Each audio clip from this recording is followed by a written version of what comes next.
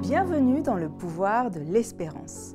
Le pasteur Eddy Michel Carpin, que nous rejoindrons dans un instant, et moi-même, sommes ravis de vous retrouver pour cette série dédiée à un thème universel et profondément humain, la peur.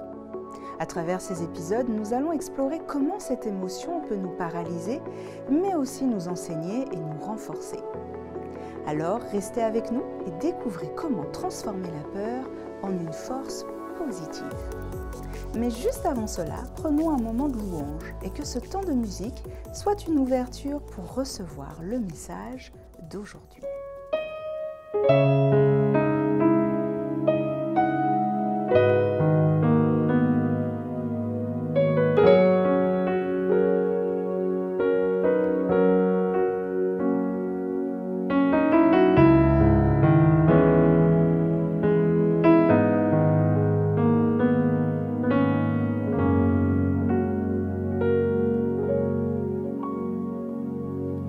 Dieu peut faire infiniment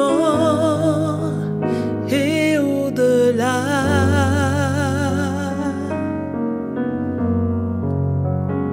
Plus que tout ce que nous demandons ou imaginons.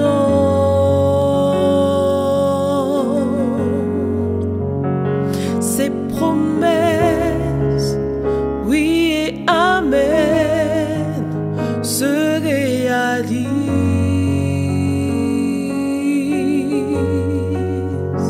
Sa parole, toujours sûre et certaine, s'accomplira.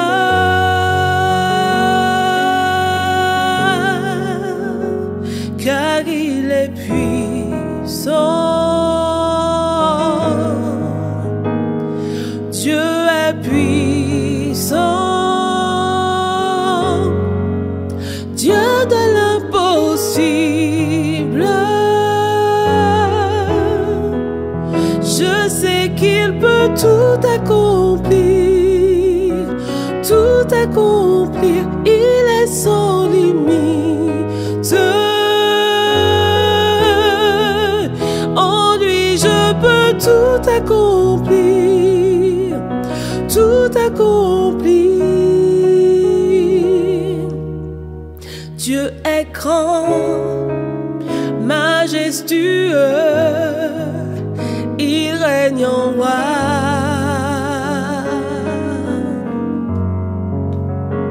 Il ordonne et calme les tempêtes, il a tout pouvoir.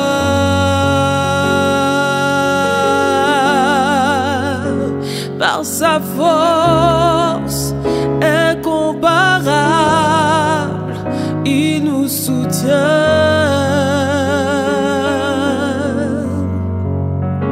À savoir, tout ce qui était mort revient à la vie.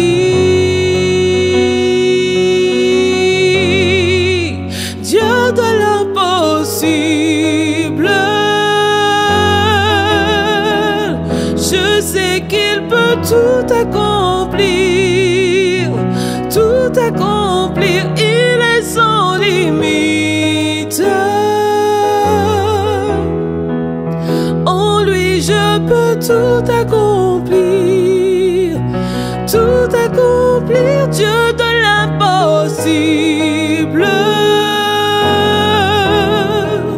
je sais qu'il peut tout accomplir, tout accomplir. Il est sans limite.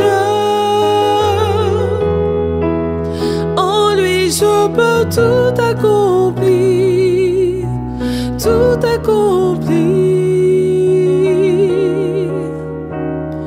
À lui soit tout l'honneur.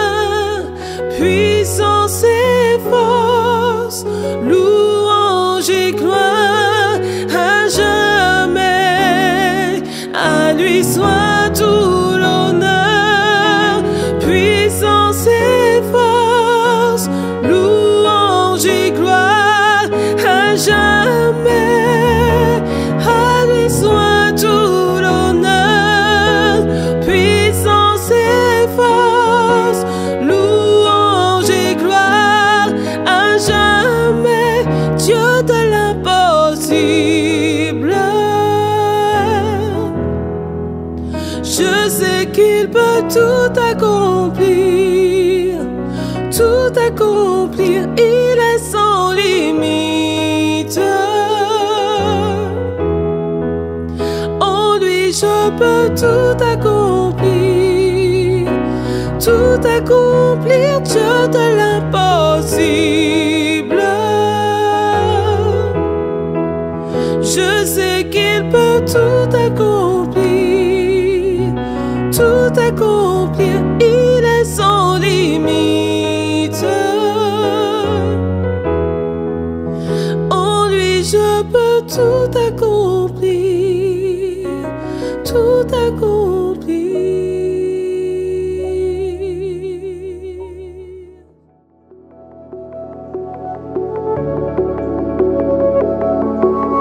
Alors, Pasteur Carpin, hier, on a parlé de la peur de la nudité. Alors, je ne sais pas si les téléspectateurs sont dans le même cas que moi, mais je suis restée sur ma faim. J'ai encore plein de questions, je suis sûre qu'eux aussi.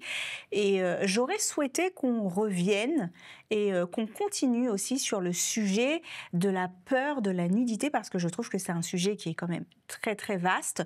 Et je ne suis pas sûre qu'on ait eu le temps de réellement pouvoir brasser l'entièreté du sujet.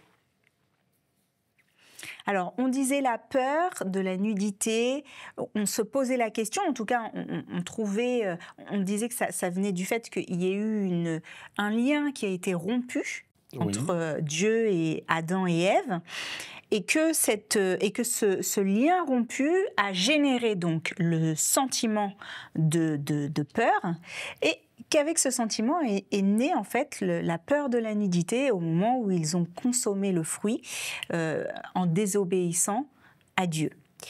On parlait donc de l'interprétation qu'on en fait aujourd'hui. Et je te disais hier, je te demandais, dans notre monde occidental, nous avons quelque part peur de la nudité, ce qui est un petit peu paradoxal puisqu'on voit aussi dans ce monde, on banalise, on commercialise la nudité, et pourtant dans certaines contrées, dans certaines tribus amérindiennes, africaines, ils n'ont pas du tout cette crainte, cette peur de la nudité, ils n'ont pas le même rapport. Et on a fini en quelque sorte sur cela en disant que est-ce qu'on ne devrait pas se mettre à nu justement avec Dieu, que ça soit physiquement, psychologiquement, mais du coup c'est resté en suspens. Pourquoi certaines contrées, certains pays n'ont pas cette crainte de la nudité, et pourquoi dans le monde occidental de manière générale, puisqu'on avait quand même évoqué par exemple les nudistes qui n'ont pas ce rapport justement de crainte, de peur avec la nudité, pourquoi chez nous il existe? Et tu nous avais quand même un petit peu expliqué avec les textes de Genèse. Est-ce que tu pourrais les reprendre aussi pour un petit peu resituer le contexte? Tout à fait, donc je vais lire Genèse chapitre 3, verset 7, « Les yeux de l'un et de l'autre s'ouvrirent, ils connurent qu'ils étaient nus, et ayant cousu des feuilles de figuier, ils s'en firent des ceintures. » Donc c'est vrai que le verset 25 du chapitre 2 de Genèse nous dit que l'homme et la femme étaient tous les deux nus et ils n'avaient point honte. Donc déjà, on voit qu'il y a une différence entre le moment où Dieu va les créer et le moment où ils vont rompre ce lien de confiance, cette relation qu'ils avaient avec Dieu, eh bien, ce qui s'ensuit, c'est qu'ils prennent conscience de leur nudité. On avait parlé aussi de cette notion de vulnérabilité. Donc, ils se sentent vulnérables à ce moment.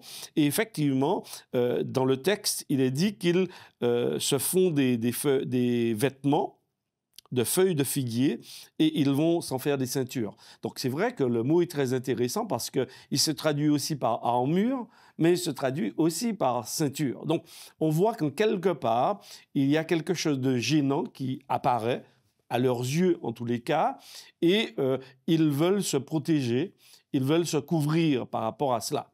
D'accord? Maintenant, tu me posais la question aussi par rapport aux tribus qui ont un autre rapport peut-être aussi avec la société et surtout avec la nature. Ils ont un rapport parce que ce sont des gens qui ont des croyances également, mais ils n'ont pas l'éducation que nous avons. Parce que souvent, c'est notre éducation également. Ce n'est pas simplement la lecture du texte, c'est dans la relation avec Dieu que d'emblée, ce lien ou cette honte avec, ou cette peur du nu arrive. C'est premièrement Adam et Ève qui vont le décoder ainsi. D'accord? Ils vont le décoder ainsi et ils vont se protéger. Donc ça veut dire que des gens qui vont grandir et qui vont évoluer dans un autre système que le nôtre, tout en étant en lien avec Dieu, ne vont pas forcément éprouver la honte ou la peur de la nudité. Mais nous sommes dans une société où effectivement cela a été développé et enseigné comme étant c'est un lien avec, c'est vrai, la sexualité.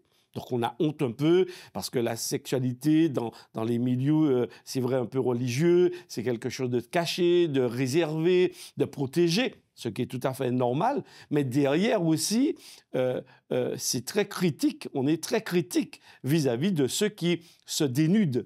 Et d'ailleurs, aujourd'hui, tu faisais référence un petit peu à toutes ces publicités qui existent, qui dénudent un peu les uns et les autres. Et c'est vrai que là aussi, ça bouge. Ça bouge, mais il y a toujours une catégorie de personnes, puisque les corps sont utilisés à des fins mercantiles. Donc c'est vrai que dans ces tensions, il y a beaucoup de notions qui en fait, se développent aussi dans les relations des uns avec les autres, dans le regard que l'on pose également sur les choses. Et la peur, la honte, la critique par rapport aux perceptions religieuses, eh bien, ça fait que finalement, tout le monde un peu a peur de cette nudité. Il faut absolument la cacher. Et je pense qu'on va développer encore un peu cette notion pour un peu mieux la saisir dans le contexte biblique. Alors, c'est quand même très paradoxal parce qu'il y a effectivement le poids de l'éducation, l'interprétation qu'on fait de la nudité. Oui. Donc, qui vient alimenter une fois de plus la peur et la honte. Mais en même temps, on vit et on baigne dans un monde où, je le redis, on banalise la nudité. Ça ne nous choque pas, on va voir à travers des publicités, etc. Mais quand cette nudité manque de pudeur à notre égard, dans notre sphère intime, c'est problématique, ça devient problématique. Est-ce que la Bible nous aide, nous permet de trouver un équilibre? Comment on fait pour avoir cet équilibre entre ce qui nous est dit, ce rapport à la nudité, et puis ce qui se passe dans le monde dans lequel on évolue? Alors, la première chose que l'on observe en lisant le texte biblique, c'est que ce n'est pas Dieu qui va couvrir Adam et Ève là premièrement, mais c'est eux.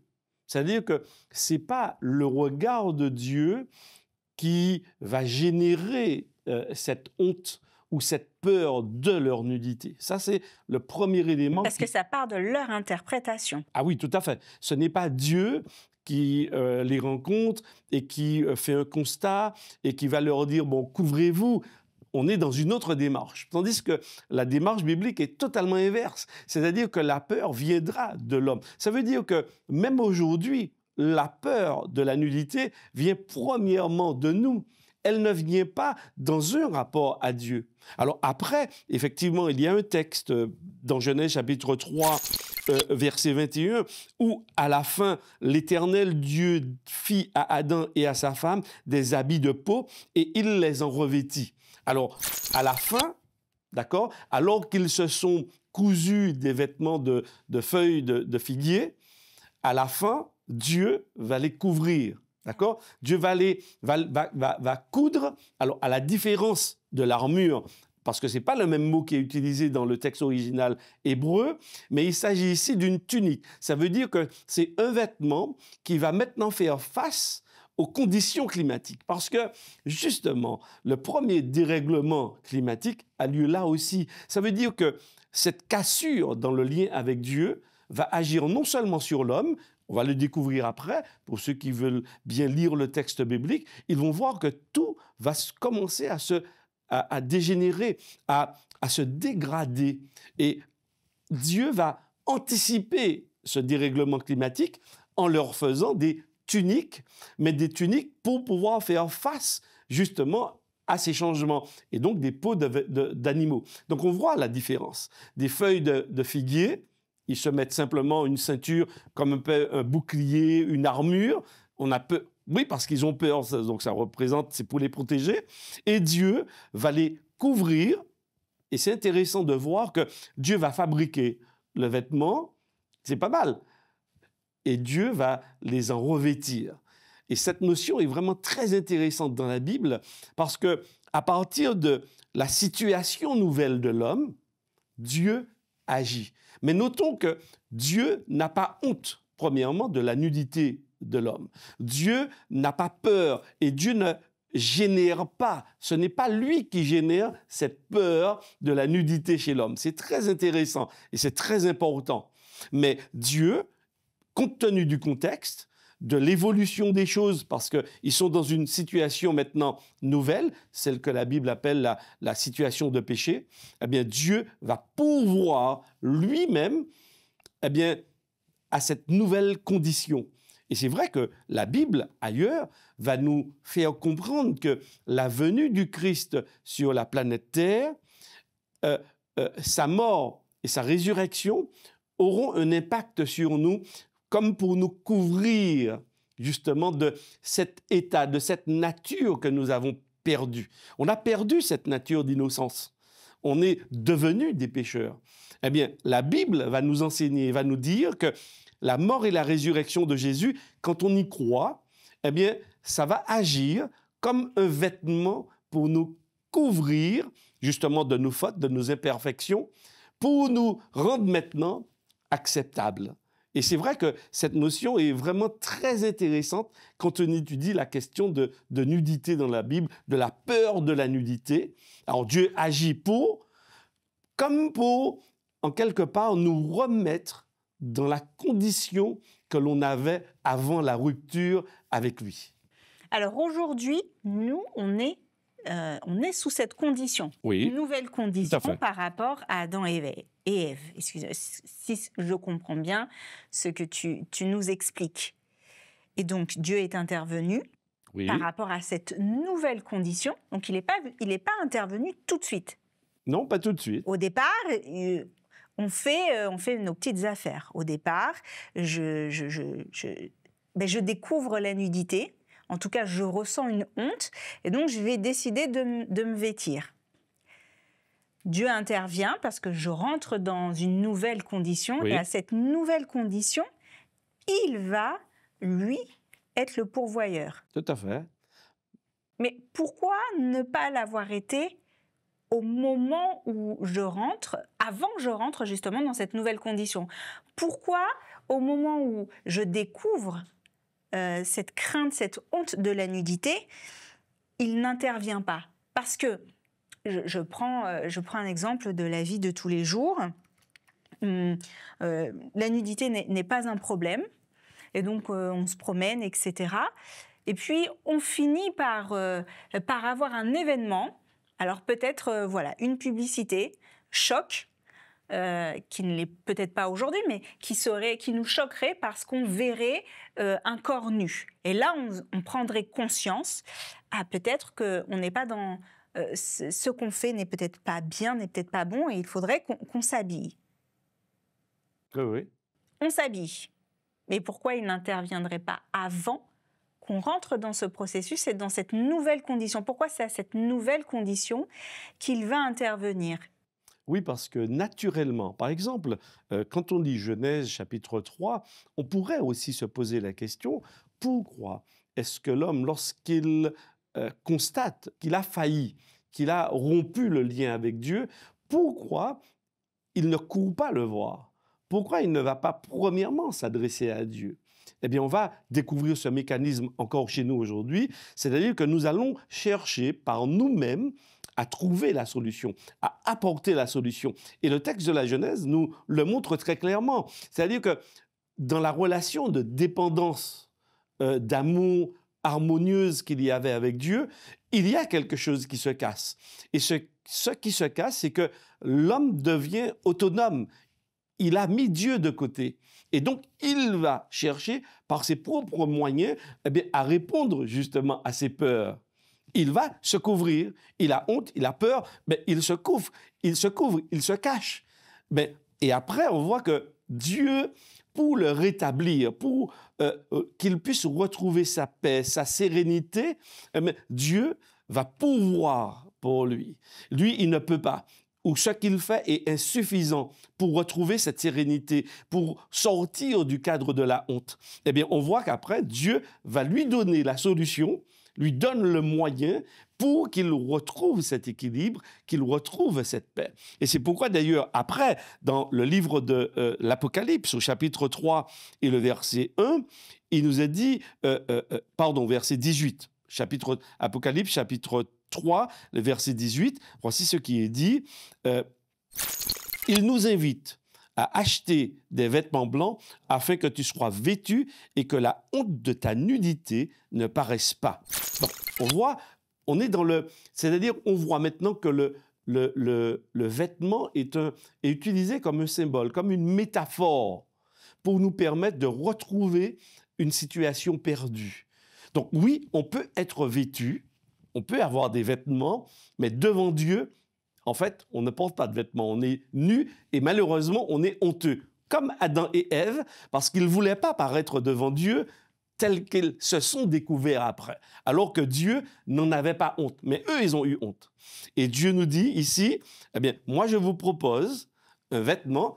Et là, je fais le lien avec ce que je disais tout à l'heure, c'est-à-dire c'est la mort et la résurrection de Jésus. Lorsque j'y crois, cela va agir comme un vêtement. Le vêtement blanc dont il est question, pour qu'on ne voit pas la honte de ma nudité. Ça fait référence à Genèse. Lorsqu'ils se sont vus nus, ils ont eu honte, ils se sont cachés. Alors, le seul moyen de retrouver cette sérénité, cette paix, et que nous n'ayons plus peur, l'espoir pour nous, en fait, c'est la personne de Jésus. C'est de croire véritablement à sa mort, à sa résurrection, comme étant valable et efficace pour nous couvrir de toutes nos hontes, de toutes nos peurs. Et c'est ça la solution biblique, c'est ça l'espoir pour nous. C'est qu'en dépit de nos peurs, nos hontes, en dépit de tout ce qu'on peut voir dans la société qui peut nous affliger, qui peut nous toucher, qui peut nous faire honte, parce que quand on voit des corps nus, ça nous renvoie à nous-mêmes, ça nous renvoie à nos propres peurs, à nos propres hontes. Eh bien, la Bible nous dit, il y a une solution. Mais la Bible ne nous dit pas de suivre non plus la société dans sa décadence, d'accord ? Dans sa déchéance. La Bible nous dit, non. Vous vivez dans une société, il ne faut pas avoir peur de la nudité. Elle est. Maintenant, il y a des codes dans la société. Là où nous vivons, nous portons des vêtements, eh bien, nous en mettons, bien sûr, parce qu'il y a le regard de l'autre. On peut blesser l'autre. Donc, la Bible aussi nous invite à être dans le respect, dans la relation avec l'autre. Mais de l'autre côté, dans la métaphore biblique, c'est intéressant de voir que Dieu répond également à cette peur. Et il apporte la solution, il nous dit, mais t'inquiète pas, par rapport à ta nudité, moi j'ai prévu. Quand tu as honte de ta nudité, j'ai prévu quelque chose pour toi, pour que tu sortes et que tu guérisses de cette honte et que désormais, eh bien, dans ta relation avec moi, une relation qui doit être à nu, comme nos premiers parents, comme Adam et Ève, avant la chute, ils n'avaient point honte de leur nudité parce qu'ils étaient en paix avec Dieu. Nous qui sommes dans cette nouvelle condition, finalement, ce que tu es en train de me dire, c'est que pour dépasser cette peur, cette honte de la nudité, en réalité, on l'a peut-être déjà dépassé, puisque le pourvoyeur, Dieu, a déjà fait ce qu'il fallait. Tout à fait. C'est nous, dans notre interprétation peut-être, avec certaines barrières, on bloque encore un petit peu. Peut-être beaucoup, mais... Malheureusement, oui. Et puis l'environnement aussi dans lequel on est peut aussi, je dirais, nous conforter dans ce qu'on pensait être juste, bon, qui ne l'est peut-être pas. Cette nouvelle condition, finalement, quand on comprend que Dieu est le pourvoyeur de notre nouvelle condition, on ne peut avoir que de l'espérance. Ah, tout à fait, Florine. Même si cette peur, l'état de peur qu'on peut avoir par rapport à la nudité existe, je pense qu'elle peut s'en trouver très fortement diminuée parce que justement le pourvoyeur Dieu a agi et agit encore pour nous. Et donc on a l'espoir, l'espérance vraiment qu'effectivement il y a la nudité. Et d'ailleurs, tu nous le dis, Dieu nous dit, oui, elle est là, mais selon où on se trouve, alors culturellement et sociologiquement, eh bien, il faut s'habiller, alors parce qu'on vit aussi en communauté et que le respect et la relation avec l'autre passent, en tout cas pour certains, par là. Est-ce que, parce qu'on n'est pas en train de dire que, comme la nudité n'est pas le problème, on n'est certainement pas en train de dire, ici en tout cas aujourd'hui, que bon, pas besoin de me vêtir. La Bible le dit, Dieu est mon pourvoyeur. On parle bien de cette métaphore. Ah oui, on appuie bien sur le fait qu'on doit s'habiller. En tout cas, là où nous vivons, on doit s'habiller. On s'habille, c'est une marque de respect et ça nous permet aussi d'être en relation avec les autres. Mais Florine, par rapport à cela, l'objectif aussi, c'est de montrer aux uns et aux autres que Dieu n'a pas honte de notre nudité. Il n'a pas honte. Donc ça veut dire que nous sommes aussi en train de partager avec nos auditeurs l'idée selon laquelle Dieu nous accueille tels que nous sommes. Il nous accueille dans notre nudité. Mais toujours avec cette métaphore. Parce que oui, bien sûr. Si moi, tu me dis, voilà, les vêtements m'encombrent, je ne m'embête pas, puisque de toute façon, ce n'est pas un problème pour Dieu. Il n'a pas notre interprétation. Tout à fait. Donc, j'arrive et... Oui, parce qu'il ne s'agit pas non plus de libérer les uns et les autres maintenant et de dire on sort tous nus, etc., dans les rues. Non, on va au travail dans les rues. Non. Nous ne sommes pas... C'est de mettre sa relation à nu avec lui. Alors, premièrement, en tant que personne, être humain, face à ma propre nudité, sans aborder la question spirituelle, d'accord ? Il y a un travail, parce que notre histoire en tant qu'Antillais-Guyanais, et même chez beaucoup de peuples, la nudité, on en a honte. On a peur de notre corps, notre propre corps nous fait peur, parce que la société est codifiée. Et donc, on se compare souvent, et on se retrouve en mal-être. Donc, l'idée première, c'est de nous aider à sortir de cette première peur-là. Et puis, il y a aussi un niveau de peur spirituelle. Et c'est celle-là que l'on aborde également, où Dieu vient pour nous permettre de rétablir la relation perdue. Le cadre cassé qui s'est brisé, le verre qui s'est cassé, il a reconstruit le verre.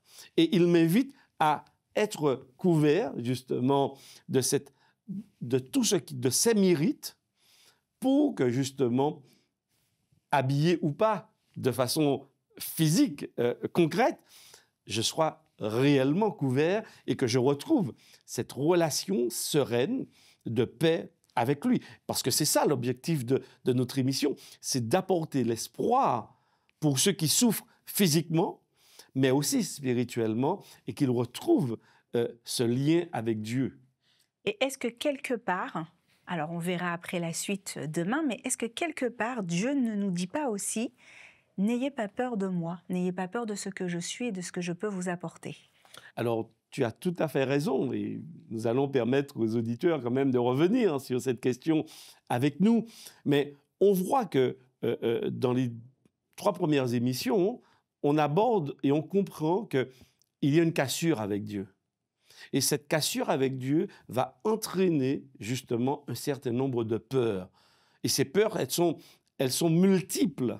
D'accord ? Donc oui, cet élément est extrêmement important, la peur de Dieu est extrêmement importante. Et comment sortir de cette peur de Dieu ?